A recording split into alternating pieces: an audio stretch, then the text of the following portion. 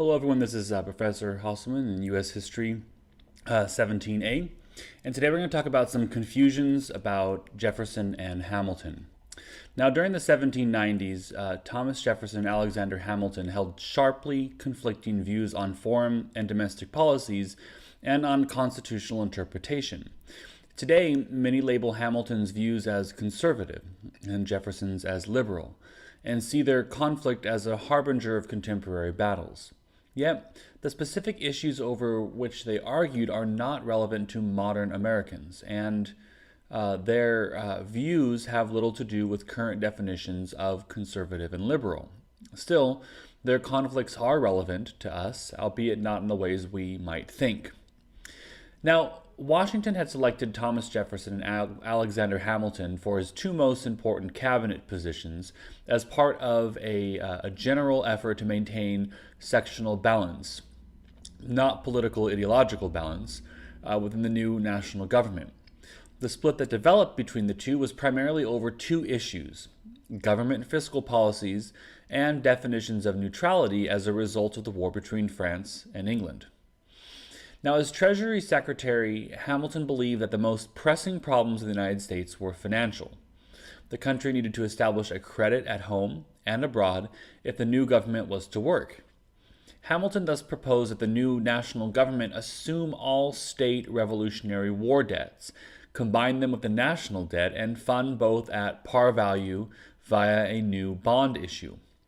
He also proposed new taxes on imports and some domestically produced items to pay government debts, and the establishment of a combined private and government-controlled national bank to serve as a depository for treasury notes and fiscal agent for the government. Now, with its own banknotes to be considered legal tender. Now, these actions would tie the wealthy merchant and financial class to the success of the new government, while providing a new circulated medium, establishing the credit of the government and increasing its power and prestige. Now, the opposition to Hamilton was at first led by James Madison, not Jefferson. Later, Jefferson opposed the establishment of the National Bank on the grounds that the power to do so was not specifically enumerated in Article 1 of the Constitution. Hamilton argued that the power was constitutional via the necessary and proper clause in Article 1. Washington sided with Hamilton, but a serious split had emerged. Now, the division over foreign affairs became apparent in 1793 when the French Revolution turned radical with the creation of the French Republic, the execution of the king, and the institution of the Reign of Terror. This resulted in the outbreak of general war in Europe, pitting Republican France against Britain and all the other major monarchies in Europe. Now, everyone in the cabinet agreed that the United States should remain neutral, but a treaty of alliance was in effect with France dating back to the Revolutionary War. Further, the question arose of which country U.S. neutrality should favor. Hamilton argued for neutrality favoring Britain, while Jefferson advocated neutrality favoring the sister Republic of France. Now, at first, Washington took a middle-of-the-road position, but by 1794 and 95, he sided with Hamilton by agreeing to the Jay Treaty with England. In an effort to avoid war, the treaty acceded to the British definition of neutral rights in return for British evacuation of posts on U.S. territory in peace. Now, the Jay Treaty led to a public uproar against it and formation of the first two national political parties, the Federalists under Hamilton and the Democratic Republicans under Jefferson and Madison. Now, in the presidential election of 1796, Federalist John Adams narrowly defeated Jefferson, who became the vice president. During Adams' presidency, the dispute between the two political parties became white hot as the United States engaged in an undeclared war with France as a result of the Jay Treaty.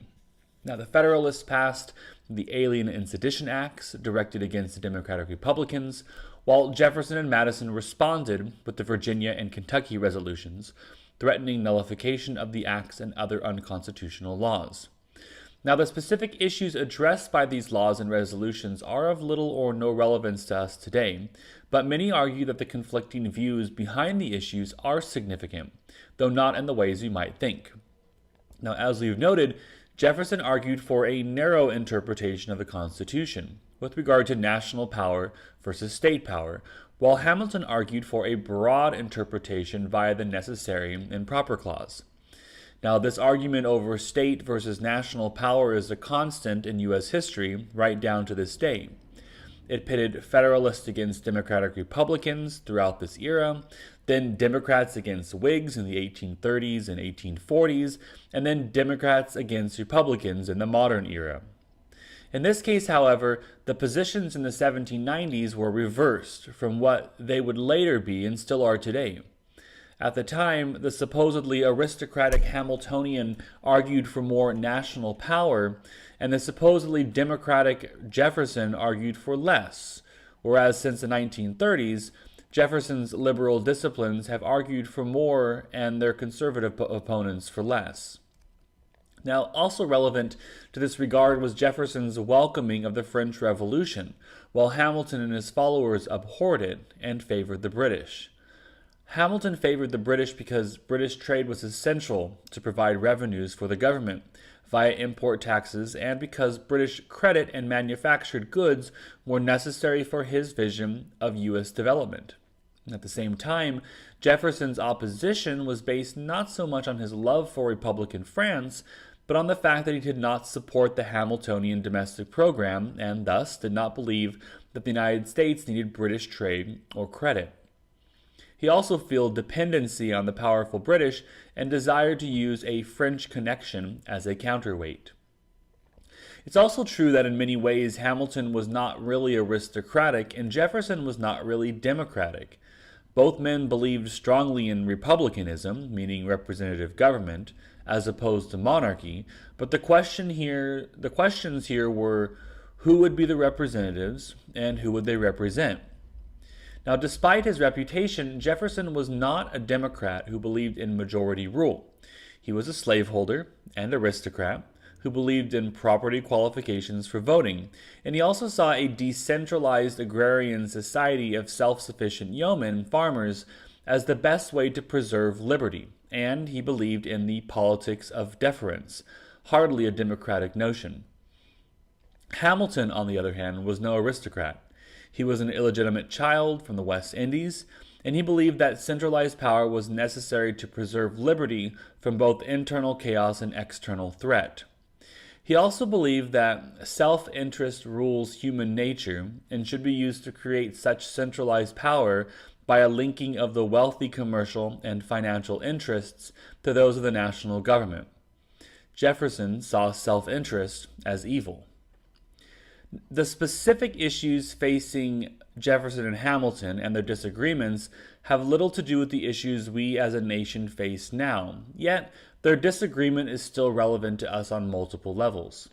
First, the disagreement over the interpretation of the Constitution and national versus state power has been a constant throughout U.S. history down to the present day.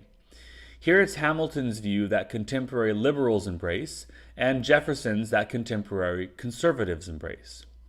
Second, Jefferson's agrarianism and aristocratic emphasis on property qualifications for voting possessed a strong democratic streak in the agrarian American world of the 1790s. Now, at the time, the United States was overwhelmingly populated by farmers who owned their land and thus possessed sufficient property to vote. Hamilton's commercial manufacturing and urban vision possesses an unwitting democratic streak in the opportunities for advancement it would provide in the future. Now, the conflicting views of Hamilton and Jefferson on human nature and the role of self-interest in government also have continued relevance. Hamilton had a pessimistic view of human nature, which he saw as motivated by self-interest, and he sought to harness that self-interest by tying the wealthy and powerful to the new government. Jefferson saw self-interest and the mutual dependence of government and commercialism as leading to corruption and the destruction of liberty. He also believed strongly in republican virtues and political disinterest, rather than self-interest, as appropriate for politics in a republican society and as the key to preserving liberty. Now, although Jefferson's words still resonate with our democratic beliefs today, it's Hamilton's vision and views regarding a politics based on self-interest that would become our reality. The concept of republican virtue as central to politics would disappear with the deaths of the founding fathers and their replacement by a new generation of political leaders with different ideas. Hamilton's death did not result in the immediate demise of the Federalist Party, but it left the party leaderless and geographically isolated in New England, while westward expansion brought in more supporters of Jefferson's Democratic Republicans. Jefferson and his successor James Madison succeeded in wooing moderate Federalists into the Democratic Republican Party by agreeing to some Federalist ideas, including a protective tariff for American industry and the chartering of a second national bank.